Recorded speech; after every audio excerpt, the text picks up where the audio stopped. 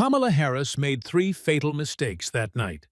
First, she agreed to debate someone who actually prepares. Second, she brought her signature cackle to a facts fight. Third, she forgot that Ben Shapiro speaks at 200 words per minute and had already researched all 47 times she'd said, "I was a prosecutor," while doing the exact opposite of prosecuting. The Fox News producers thought they were being clever. Criminal justice and border security debate, they called it.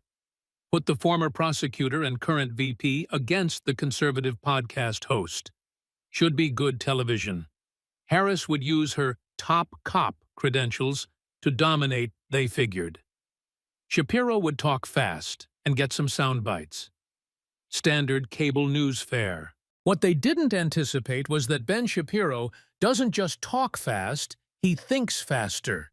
And he'd spent the last week doing what Kamala's staff apparently never does, actually reading her record. Every brief she'd filed, every conviction she'd pursued, every position she'd abandoned, every time she'd said, "as a prosecutor," followed by something prosecutors don't do.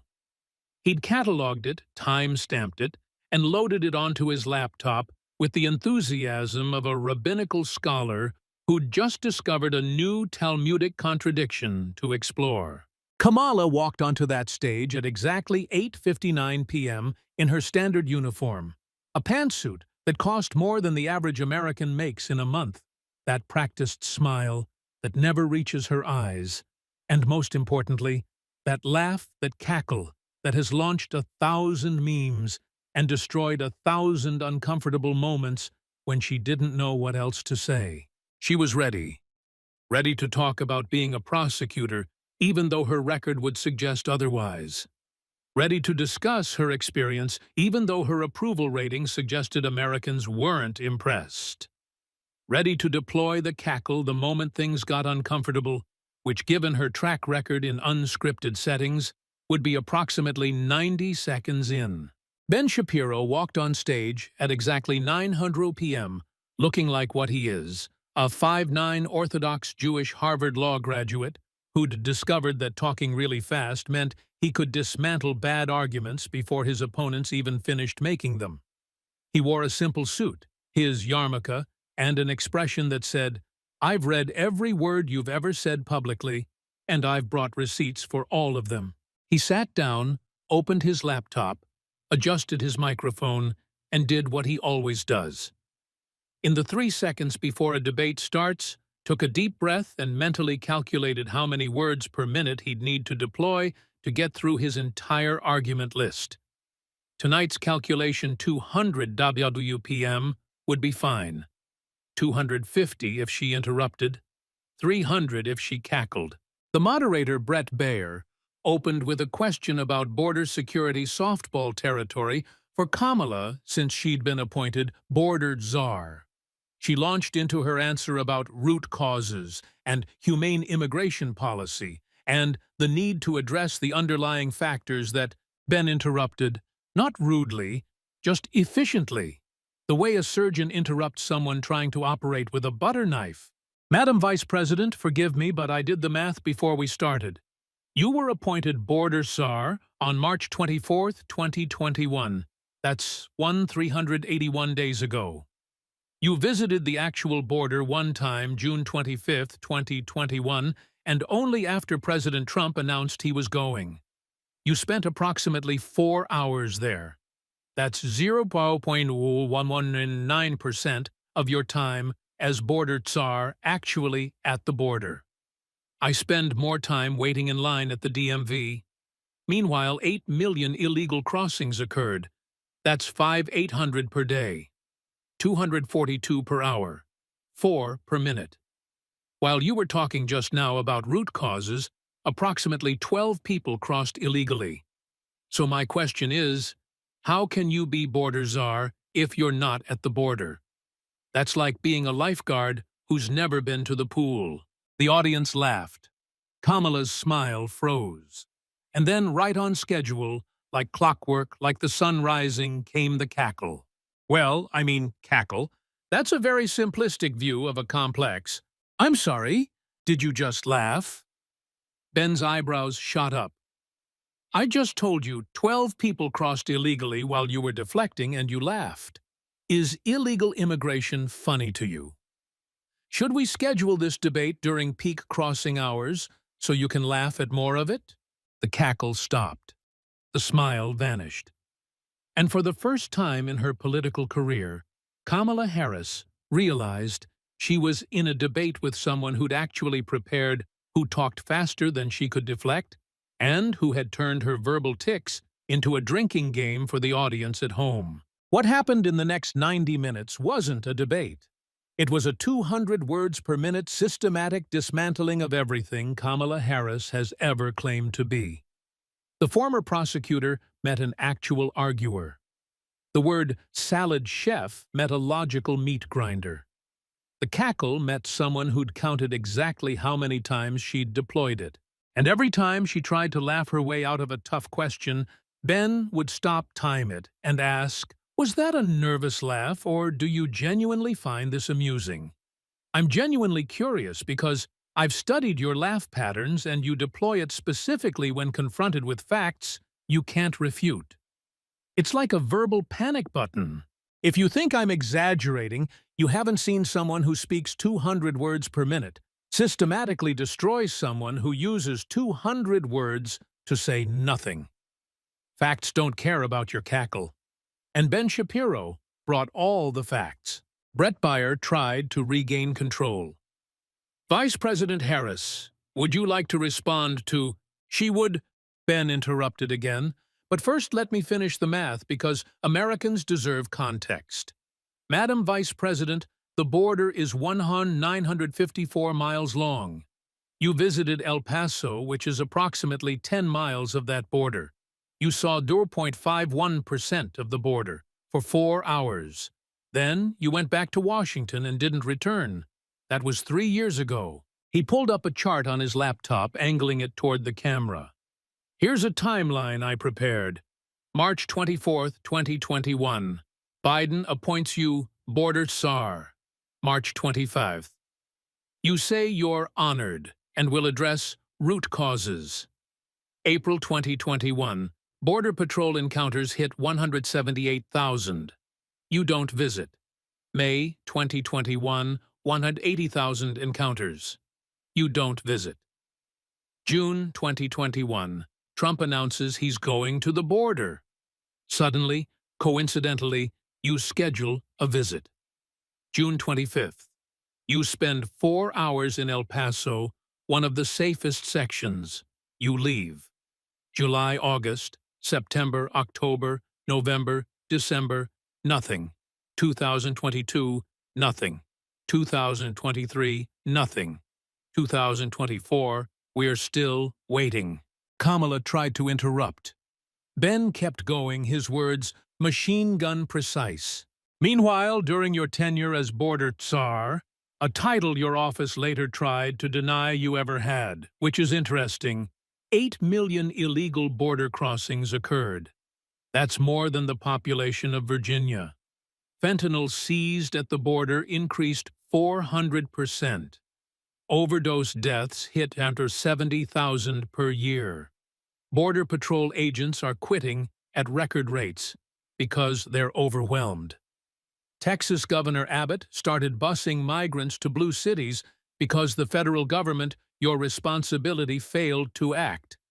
And when reporters asked you about visiting the border, you said, quote, I haven't been to Europe either. You laughed at a border crisis that killed 70,000 Americans from fentanyl alone. He finally paused and looked directly at her. So my question is simple. Were you incompetent or just absent? Because those are the only two options that explain how someone assigned to handle a crisis visits the crisis zone once in 4 years. Kamala's smile was gone now. She leaned forward, deploying her prosecutor voice.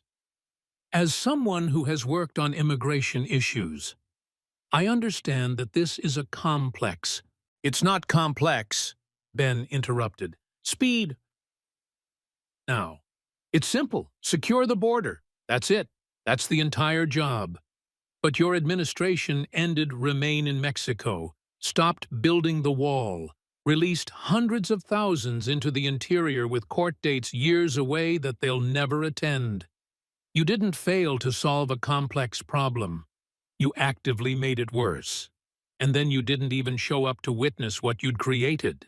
He pulled up more data.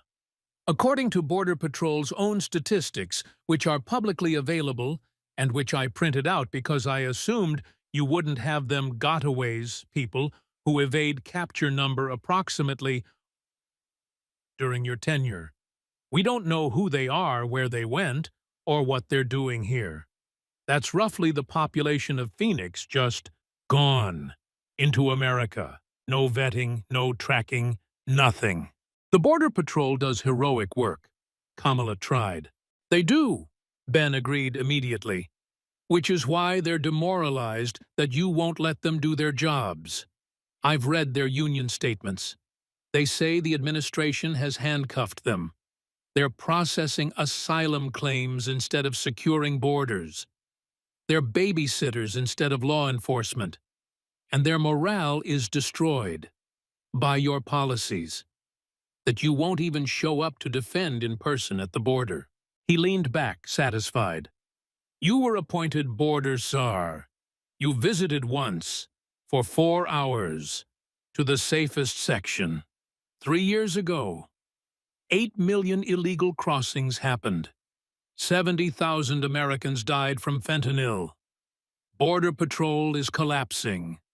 And when asked about it, you laughed and said you hadn't been to Europe either. Madam Vice President, Europe isn't your job. The border is. And you didn't do it. Kamala opened her mouth to respond. Ben held up a hand. Oh, and before you say, I was a prosecutor, we're getting to that. Spoiler alert, that record isn't going to help you either. The audience applauded. Kamala's cackle was nowhere to be found. She'd learned the first rule of debating Ben Shapiro. He talks faster than you can deflect. And folks, Ben was just warming up. He speaks 200 words per minute when relaxed. Now, he was motivated. Subscribe. Ben didn't wait for the next question. He just transitioned seamlessly the way someone who debates for a living knows how to do. You said you've worked on immigration issues. Let's discuss your prosecutorial record since you mention it frequently. By my count, you said, I was a prosecutor, or as a prosecutor 47 times during your 2000 TTT presidential campaign. I counted. My staff counted. We made a supercut. It's on YouTube. But let's examine what kind of prosecutor you actually were. He pulled up a new document. San Francisco District Attorney 2004 to 2011. You ran as a progressive prosecutor. That was your brand. Smart on crime, not just tough on crime. Sounds great. Let's look at the results. During your tenure, you oversaw approximately 1,900 marijuana possession convictions.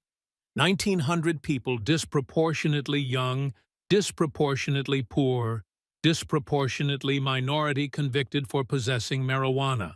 Then years later, when asked if you'd ever smoked marijuana yourself, you laughed and said yes.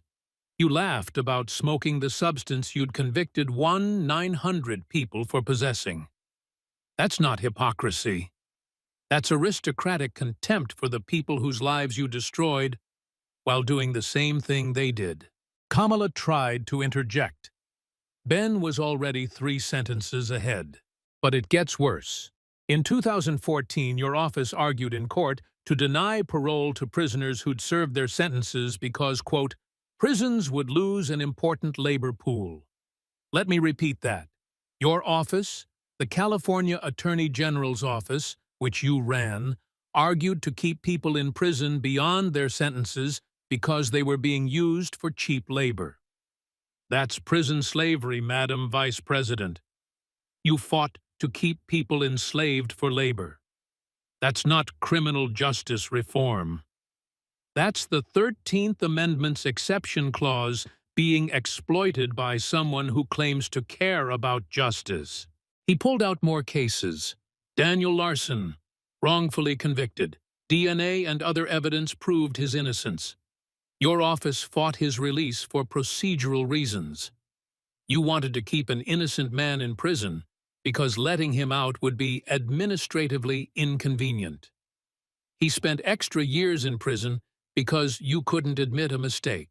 George Gage, convicted based on false testimony from a police officer. Officer got caught lying in multiple cases.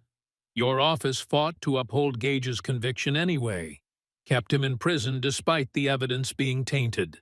Ben was hitting 275 WPM now. Kevin Cooper, on death row, substantial evidence of innocence. New DNA testing could potentially prove it. You opposed the testing. You fought against evidence that could exonerate a man facing execution. Not because you believed he was guilty you couldn't know without the testing, but because testing would be inconvenient to the conviction. He looked up. You want to know the pattern? You were tough on poor people who couldn't fight back. But you were soft on prosecutorial misconduct, police misconduct, and systemic problems. You climbed the political ladder on the backs of people you incarcerated, many wrongfully, and then you ran as a progressive reformer. That's not evolution. That's whitewashing. Kamala finally got a word in. As Attorney General, I was bound by law to defend convictions. You had discretion. Ben shot back immediately. Prosecutors have enormous discretion. You chose to exercise yours to keep innocent people in prison and to defend dirty convictions. You chose to prosecute 900 people for marijuana while smoking it yourself. You chose to fight to keep people in prison beyond their sentences for labor. Those were choices. Your choices. Don't blame the law for your moral failures. He pulled up the famous clip. And let's not forget, Tulsi Gabbard destroyed you on this exact issue in the July 2019 debate. She said, quote, she put over 500 people in jail for marijuana violations and then laughed about it when she was asked if she ever smoked marijuana. You had no response except to look uncomfortable and deflect. Because she was right. Your prosecutorial record is a monument to hypocrisy and cruelty disguised as public service. Ben leaned forward. So when you say, I was a prosecutor, what you're actually saying is, I locked up poor people for doing what I did, kept innocent people in prison, when evidence showed they were innocent, and fought to maintain prison slavery. That's your record. That's what you're bragging about. And you want us to think that makes you qualified for leadership. Kamala's face was red. The cackle was trying to surface, but dying in her throat. She started a sentence 3 times and abandoned it each time. Ben waited exactly 1.5 seconds, enough to be polite, not enough for her to gather thoughts, and moved on. Now let's discuss your presidential campaign. This should be quick, because spoiler alert, so was your campaign. 2 rounds and Kamala was already doing the nervous laugh. 6 more rounds to go. Keep watching. Ben pulled up polling data with the practiced ease of someone who'd memorized every number. January 27, 2019. You announced your presidential campaign to 20,000 people in Oakland. The media called you the female Obama. You were at 12% in national polls. 9 months later, December 3, 2019, you dropped out before the Iowa caucuses. You were at 3%. What happened? He didn't wait for her to answer, because he already had the answer loaded. What happened is voters met you. You peaked early on vibes and identity. First Indian American, first black woman AG, and Senator historic barrier breaker, all the identity boxes checked. Great. Then people asked what you stood for, and you had no answer. Let me demonstrate. Ben started cycling through video clips on the screen rapid fire. Medicare for all, you were for it, then against it. Then for access to it, which means nothing. Fracking, you said clearly, quote, there's no question I'm in favor of banning fracking. Then, in the VP debate, you said, Joe Biden will not ban fracking. So, which is it? Borders, you wanted to decriminalize illegal crossings in 2019. In 2024, you claimed to support border security. Police you supported defund the police movements in 2020, raised money for bail funds that freed rioters. In 2024, you're back to, I was a prosecutor, I'm tough on crime. You don't have positions, you have focus groups. He pulled up internal campaign documents that had leaked. Your campaign was a disaster. Highest staff turnover of any campaign. Your campaign manager resigned. Multiple staffers quit citing, and I'm quoting from Politico here, an abusive environment, saying you refused to read briefings, were unprepared for meetings, and berated staff for her own failures. You weren't just losing, you were a terrible boss while losing. Ben showed the polling collapse. You started at 12%. By July, after Tulsi destroyed you in that debate, you dropped to 8%. By September, 5%. By November, 3%. You were losing your home state of California in hypothetical matchups. Let me repeat that you couldn't win California, the most liberal state in America. Your own state, against Joe Biden, who's from Delaware. He pulled up the fundraising numbers. You raised over $40 million. You spent it all. You ended your campaign $3 million in debt.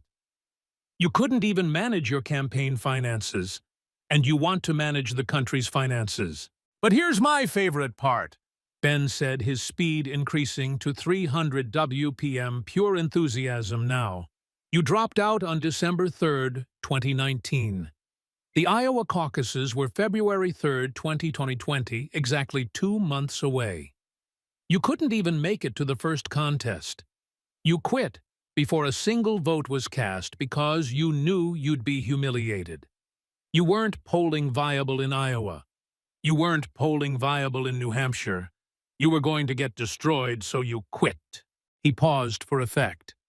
And you know who was still in the race when you quit, Marianne Williamson.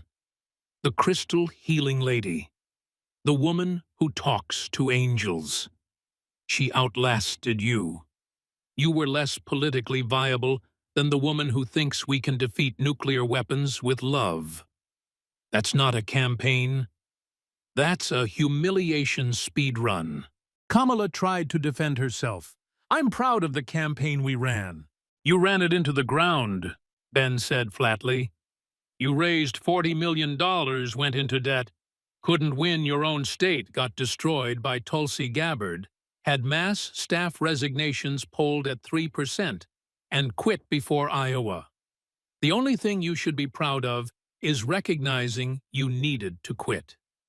That's the single good decision you made, admitting defeat.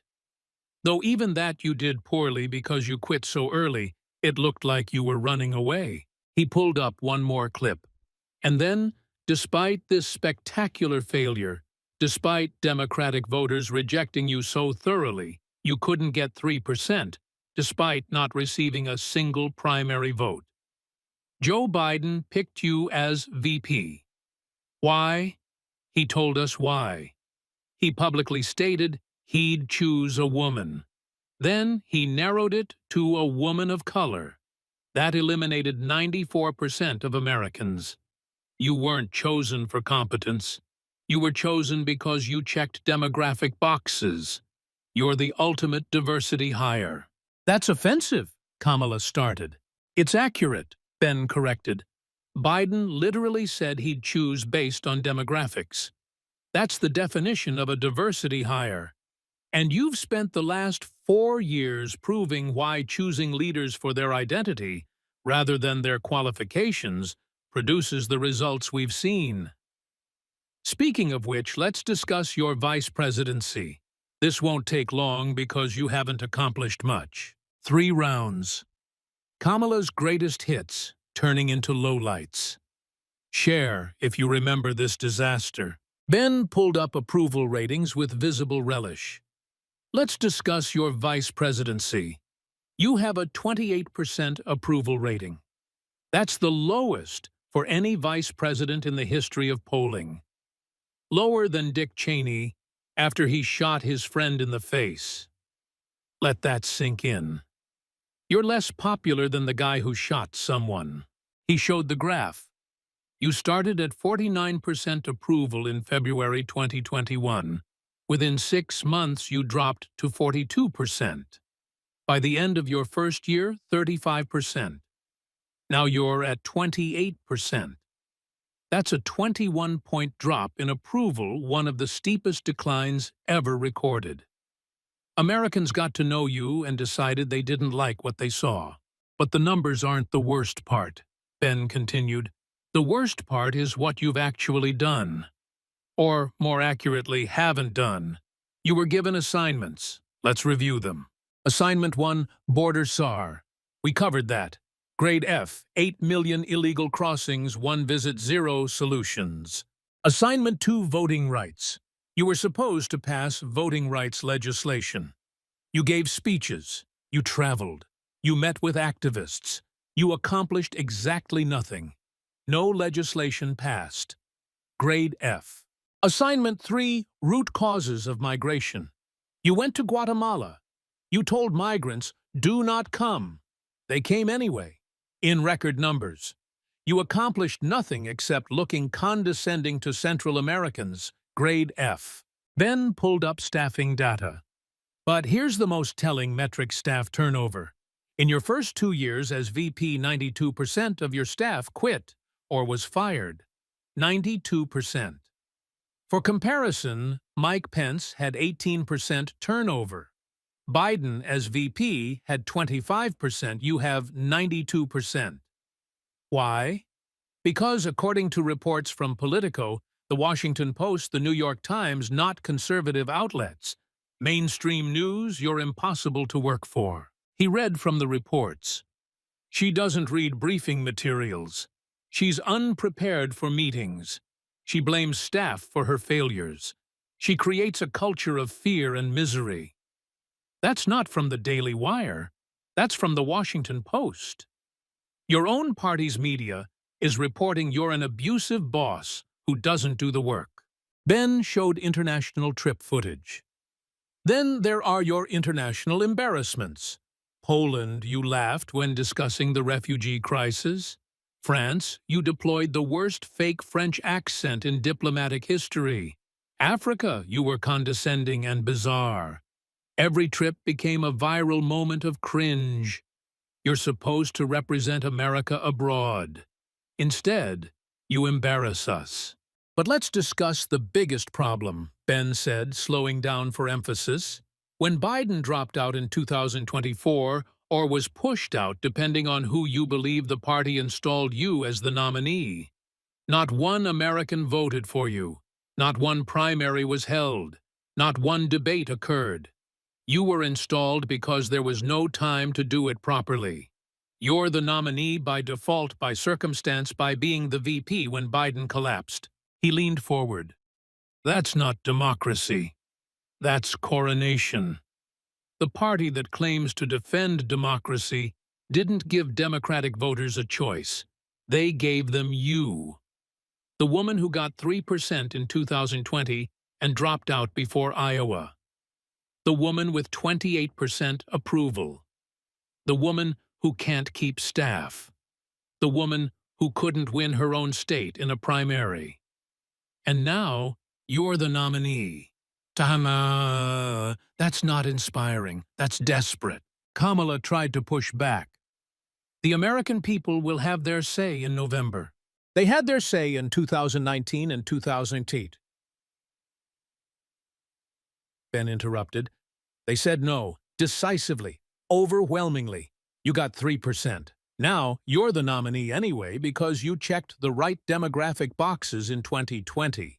You're here not because you earned it through primary victories, not because voters chose you, but because you were the diversity hire who was standing closest when the music stopped. That's not a pathway to the presidency. That's an indictment of a broken system that prioritizes identity over competence. 4 rounds. The top cop was looking more like a flop VP. More devastation coming. Ben pulled up a supercut. He'd actually prepared a supercut, because of course he had. Madam Vice President, we need to discuss your communication style. And by communication style, I mean your apparently supernatural ability to use hundreds of words to say absolutely nothing. I've prepared a compilation. Let's watch. The screen lit up with Kamala clips. So Ukraine is a country in Europe. It exists next to another country called Russia. Russia is a bigger country. Russia is a powerful country. Cut to the significance of the passage of time. Right. The significance of the passage of time. So when you think about it, there is great significance to the passage of time. Cut to, it is time for us to do what we have been doing. And that time is every day. Cut to, I can imagine what can be unburdened by what has been.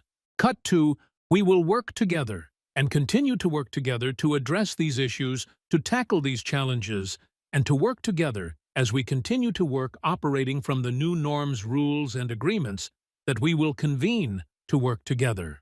The audience was laughing now. Ben stopped the video. That last one is my favorite because it's 47 words that communicate zero information. We will work together to work together as we continue to work together. That's not communication. That's a verbal loading screen. That's what happens when a politician.exe stops responding. He pulled up linguistic analysis. I had a linguistics professor analyze your speeches. He found that you use 73% more words than the average politician to convey the same amount of information. Your inverse efficiency, your anti-compression. If you were a computer file, you'd take up more space than the original by compressing it. Ben showed more clips. And then there's your tendency to explain things like you're talking to children. Yellow school bus. A yellow school bus. That will be powered by clean energy. Thank you for explaining that school buses are yellow. We weren't sure. Venn diagram. A Venn diagram. 2 circles that overlap. Yes, we know what a Venn diagram is. We went to elementary school. He pulled up interview statistics. But here's what's interesting. You avoid interviews. You've done fewer interviews than any modern vice president. Why? Because your staff knows what happens when you go off script. This happens. He pointed to the word salad clips. You can read a teleprompter fine, but when asked to think on your feet to respond to questions, to articulate policy positions without a script, you produce verbal gibberish. I think what's important, Kamala began. Hold on, Ben said, pulling out a stopwatch. I'm going to time this. America watch. She's about to use 200 words to not answer whatever she was about to not answer. Go ahead, Madam Vice President. The floor is yours. Kamala launched into an answer about the importance of understanding the significance of the moment and working together to address the challenges that face us as we move forward into a future that is unburdened by what has been. Ben stopped the timer. 1 minute, 37 seconds. Approximately 180 words by my count. 0 policy positions stated. 0 concrete proposals made. 0 information conveyed. That was a masterclass in saying nothing. If that's a skill you can teach, you could make millions giving seminars on how to talk your way out of actually having to take a position. He leaned back. Here's my question, and I'm genuinely asking, are you incapable of articulating clear positions, or are you unwilling to take clear positions? Because if you're incapable, you shouldn't be in leadership. If you're unwilling, you're just another politician who hides behind verbal smokescreens. Either way, it's disqualifying. Kamala tried to respond. Ben interrupted. And before you answer with another word, salad, know that I'll time it, count the words, and calculate your information-to-word ratio. My record so far tonight is 4% information content. That means 96% of your words are verbal filler. That's not communication. That's obfuscation. And America deserves leaders who can actually say what they mean. 5 rounds, the word salad chef couldn't cook. 3 more rounds of Ben's 200 WPM destruction. Ben paused, took a breath. This round required care, but he wasn't going to avoid it. Madam Vice President, let's discuss your early career. Specifically your relationship with Willie Brown and how it launched your political life. This is relevant because you claim to be a self-made politician who rose through merit. The record suggests otherwise. He pulled up the timeline. 1994. You're 29 years old. Willie Brown is 60. He's the Speaker of the California State Assembly, the most powerful politician in California. He's also married. Separated from his wife, but legally married. You begin dating him. This is not disputed. He's acknowledged it.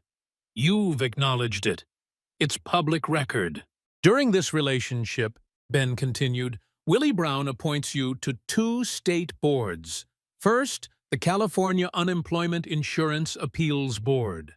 Salary $97,000 per year. Then, the California Medical Assistance Commission. Salary $70,000 per year. Both positions are part-time. Both require minimal work. Combined annual income from these appointments, $167,000 in 1994 dollars. That's equivalent to about $350,000 today. He showed the evidence. These weren't merit-based appointments. You weren't an expert in unemployment insurance or medical assistance. You were Willie Brown's girlfriend, and he gave you $167,000 per year in patronage positions. He also gave you a BMW. This is documented. Willie Brown himself has discussed this openly. He's proud of it. He considers you a mentee. Ben pulled up more evidence. Then, in 1995, Willie Brown becomes mayor of San Francisco. Suddenly, you're connected to every power player in California politics. He introduces you. He funds your campaigns. He paves your way. In 2003, you run for San Francisco DA. Willie Brown supports you heavily. You win. Your political career launches. Here's Willie Brown's own words. Ben read from a column. Yes, I may have influenced her career by appointing her to 2 state commissions, and I certainly helped with her first race for district attorney. He admitted it. He's not ashamed of it. Why would he be? He's Willie Brown. He's been doing this for decades, using his power to help people he likes, especially women he's dating. Ben looked directly at her. I'm not judging your personal life. Consenting adults can date whoever they want. But let's be honest about what happened. You dated the most powerful politician in California when you were 29, and he was 60. He gave you a $167,000 per year in patronage jobs. He gave you a BMW. He introduced you to the entire California political establishment. He funded your first campaign. He launched your career. This is sexist, Kamala started. It's factual, Ben countered. If this were a man receiving $167,000 in appointments from a powerful woman he was dating, we'd call it corruption. The fact that you're a woman doesn't make it different. It makes it exactly the same. You benefited from a relationship with someone who had the power to benefit you. That's called patronage. He pulled up comparisons. Other people enter politics through grassroots activism, through working their way up, through earning positions, through merit. You entered through a relationship with a powerful married man who gave you 6-figure patronage jobs. That's not breaking barriers. That's using connections. And there's nothing wrong with connections except you pretend you didn't have them. Ben leaned forward. You run as a self-made politician, but you're not. You're a Willie Brown protege. You got six-figure jobs you weren't qualified for because you were dating him. You got introduced to power players because of him. You launched your career with his backing. That's fine. It's how politics works. But don't pretend it's merit when it's patronage. Don't claim you rose through hard work when you rose through a relationship. Kamala's face was red. I worked hard for everything I achieved.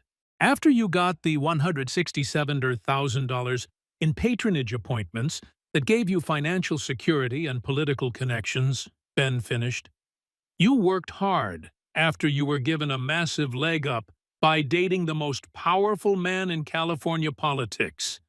That's not self-made. That's well-connected. Own it. 6 rounds. The self-made career was looking a lot less self-made. 2 rounds left. Ben pulled up a split screen showing Kamala in 2019 and 2024. Let's discuss your policy positions, or more accurately, your complete lack of consistent policy positions, because you change them based on which way the wind is blowing. He started with health care. Medicare for all. In January 2019, you co-sponsored Bernie Sanders' Medicare for All bill. You said, quote, "I'm with Bernie on Medicare for all."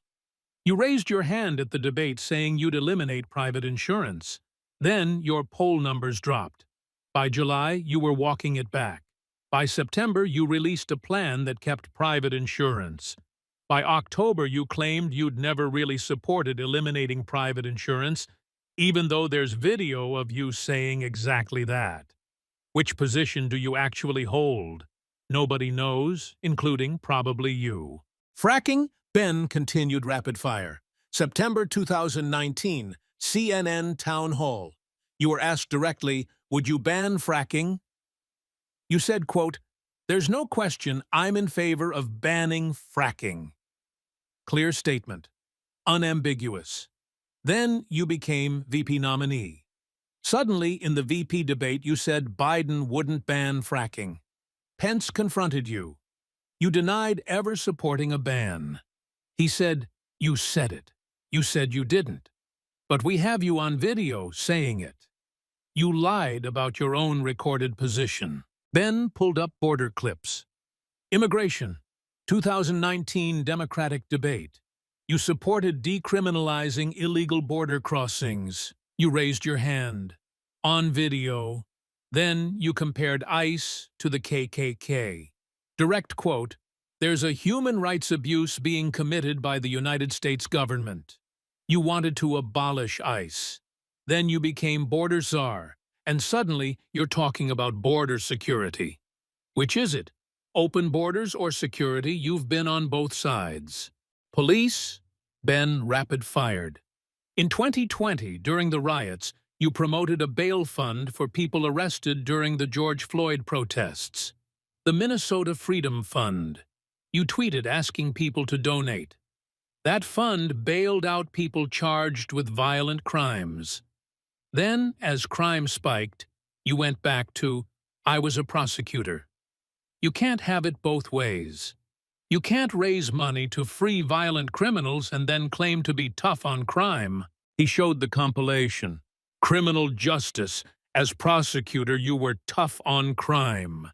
As presidential candidate, you were a reformer. As VP, you're back to tough. Energy. You supported the Green New Deal. Now you support all of the above. Guns. You said you'd use executive action for gun control. Now you're quieter on it. Student loans. You supported total forgiveness. Now it's income-based caps. Ben leaned forward. You have no core beliefs. You have no principles. You're a political weather vane. You point whichever direction you think will get you votes. That's not leadership. That's opportunism. And voters can tell the difference. Politicians evolve, Kamala tried. Politicians evolve over years or decades, Ben said. You evolve between primary debates. You evolved from supporting Medicare for all to opposing it in 6 months. That's not evolution. That's desperation. You take whatever position polls well, then abandon it when it doesn't. That's not conviction. That's calculation. And bad calculation because voters see through it. He pulled up one final comparison. Here's the bottom line. Nobody knows what you actually believe because you don't consistently believe anything except that Kamala Harris should have power. That's not a platform. That's naked ambition. And America deserves leaders who stand for something more than their own advancement. 7 rounds. One more. The knockout punch about the laugh. Ben took a breath. This was it. The final round that would cement everything. I've saved the best for last. Your laugh, that cackle, that sound that launches 1,000 memes and ends 1,000 serious moments. Let's analyze it scientifically. He pulled up a compilation video he'd personally edited, because of course he had. It showed Kamala laughing in dozens of situations. Watch the pattern. I'm going to show you exactly when you deploy the cackle. The clips played. Reporter asks about visiting border. Cackle. Asked about Biden's cognitive health. Cackle. Asked about inflation. Cackle. Confronted with her prosecutorial record. Cackle. Asked about staff turnover. Cackle. Poland discussing refugee crisis. Inappropriate cackle. Ben stopped the video. Notice the pattern. You laugh when you're uncomfortable. When you're asked tough questions. When you don't have an answer. When you're confronted with your own failures. It's not joy. It's not humor. It's a nervous tick. It's a defense mechanism. It's what you do when your brain can't formulate an actual response. He pulled up analysis from body language experts. I consulted with 3 separate behavioral psychologists. All 3 independently confirmed your laugh is a stress response. It's what psychologists call a self-soothing behavior. When faced with uncomfortable situations, you laugh to deflect, to buy time, to avoid having to give a substantive answer. Here's the problem, Ben continued. It makes you seem unserious. When there's a refugee crisis and you laugh, it seems callous. When Americans are struggling with inflation and you laugh, it seems dismissive. When confronted with your failures and you laugh, it seems like you don't care. I don't think you're trying to be callous. I think you're just uncomfortable, and your brain defaults to laughter. But the effect is the same. You appear unfit for serious leadership. He showed polling data. And voters notice. When asked why they don't support you, the laugh appears consistently in focus groups. She doesn't take things seriously. She laughs at inappropriate times. That cackle is grating. It's one of your most well-known characteristics, and it's negative. Ben pulled up a timer. I'm going to prove my point. I'm going to ask you a tough question. Let's see if you can answer without laughing. Ready? Why did you keep innocent people in prison when evidence showed they were wrongfully convicted? Kamala started to answer. Her mouth opened. She began to form words. And then, cackle! It wasn't even a full laugh. Just the start of one. But it was enough. Ben stopped the timer. 0.8 seconds. Not even a full second before the nervous laugh started. You can't help it. When confronted with your actual record, with real questions about your actions, your brain short-circuits and produces that sound. He leaned forward. Here's what that tells me. You know your record is indefensible. You know you made bad decisions. You know you hurt people. And when confronted with it, you can't defend it, so you laugh. That's not confidence. That's cognitive dissonance. Your brain knows you did wrong, but your ego won't admit it, so it produces this bizarre laugh as a release valve. Ben slowed down, emphasizing each word. A president faces pressure every single day. Life and death decisions, international crises, economic emergencies. If your response to pressure is to laugh nervously and hope it goes away, you're not ready for the job. You weren't ready to be VP, your approval ratings prove it. You weren't ready to be a presidential candidate, your 3% polling proved it. And you're certainly not ready to be taken seriously when you can't even answer tough questions without that cackle. Kamala tried one more time. I think— No, Ben interrupted gently. We've heard enough. 90 minutes of what you think. And America has learned everything it needs to know. Now let me tell you what I think. Ben Shapiro stood up, all 5'9" of him, and for the first time all night spoke slowly. Not because he was running out of words, but because he wanted every single one to land. Madam Vice President, let me summarize what we've learned tonight. You were appointed border czar. You visited the border once. 8 million illegal crossings occurred. 70,000 Americans died from fentanyl. You laughed when asked about visiting the border. You were a prosecutor who locked up poor people for marijuana while smoking it yourself. You kept innocent people in prison. You fought to maintain prison labor. You climbed into politics on the backs of people you incarcerated. Your presidential campaign collapsed to 3%. You couldn't win your own state. You dropped out before Iowa. Democratic voters rejected you completely. Then you were installed as VP nominee based on demographics, not merit. As vice president, you have 28% approval, the lowest in history. Your staff quits at record rates, 92% turnover. You can't articulate coherent thoughts without a teleprompter. You produce word salads that mean nothing. You launched your career by dating a powerful married man who gave you $167,000 in patronage appointments. You didn't rise through merit. You rose through connections and patronage. You flip-flop on every issue. You have no core beliefs. You're a political weather vane who points wherever you think votes are. And you laugh. Inappropriately. Constantly. Whenever you're uncomfortable, which is whenever you're asked to defend your record. Ben's speed increased, building to a crescendo. You represent everything wrong with modern politics. You were chosen for your identity, not your competence.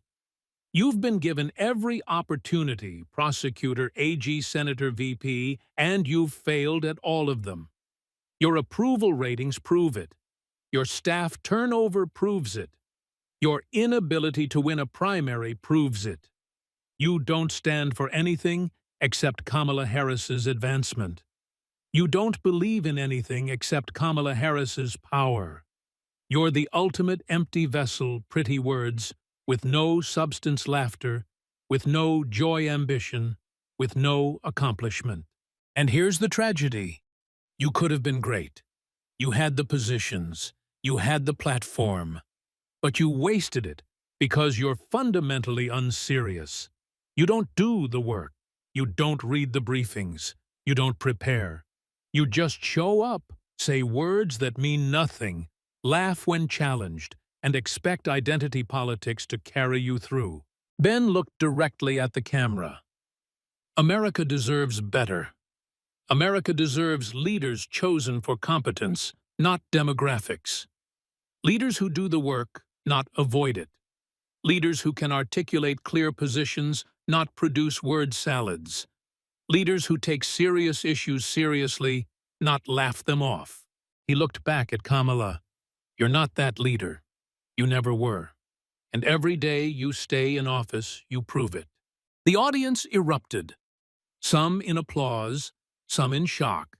Some probably just processing having watched someone speak 300 words per minute for 90 minutes while systematically dismantling a political career. Kamala sat frozen.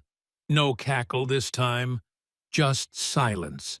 Because what do you say when someone has spent 90 minutes documenting every failure, every flip-flop, every laugh, every word salad, every empty promise? Ben Shapiro closed his laptop, adjusted his yarmulke, and walked off stage at exactly 10:30 p.m. He'd spoken approximately 18,000 words.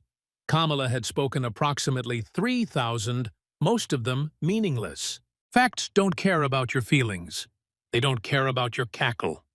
They don't care about your identity. They just are. And Ben Shapiro had brought all of them. The video went nuclear. Within 3 hours, it had 150 million views across all platforms. Within 12 hours, it became the most watched political content in internet history. Within 24 hours, even CNN was playing clips with the Kieran-Harris struggles in Fox debate. Ben Shapiro destroys Kamala Harris became the #1 search term on YouTube. The video had more views than the Super Bowl, more engagement than any presidential debate, more shares than any political event in modern history. But it wasn't just conservatives sharing it. Moderates were sharing it. Independents were sharing it. Even some Democrats were quietly sharing it with the caption, "We need a better candidate." The cackle became toxic overnight. Every time Kamala laughed in a subsequent appearance, Twitter exploded with "there it is" and "nervous laugh confirmed." Late-night comedians who usually protected her started doing segments on the laugh. SNL did a cold open entirely about her inability to answer questions without cackling. Her approval rating, already at 28%, dropped to 22% within a week. Internal Democratic polling showed her losing to Trump by 12 points. Swing states were gone. Even blue states were competitive. The party that had installed her without a primary began to panic. Staffers quit in droves. Her VP office went from 92% turnover to complete collapse. Just a skeleton crew remained. Word leaked that she'd watched the debate, laughed nervously, of course, and said, "That wasn't fair." Her remaining staff reportedly told her, "Actually, it was just your record." Willie Brown, now 90, gave an interview where he admitted, "Maybe I helped her too much too early." Translation: even her political godfather was distancing himself. The flip-flop compilations went viral. Republican ads in every state showed her supporting Medicare for all, then opposing it, supporting banning fracking, then denying she ever said it. The ads wrote themselves, just play her own words. Democrats began discussing contingency plans. Could they replace her before the election? Legal experts debated. Party insiders leaked to friendly journalists that concerns are growing. Translation: they wanted her gone, but didn't know how. 3 weeks after the debate, a major Democratic donor told the New York Times, "We chose someone for demographics who wasn't ready. That's on us. But we can't keep pretending she's ready now." Even her own party was done pretending. Ben Shapiro, meanwhile, became even more influential. The Daily Wire's subscriptions doubled. His podcast hit #1 globally. Universities invited him to speak, even liberal ones, because students had watched him systematically dismantle arguments with facts and logic and wanted to learn how.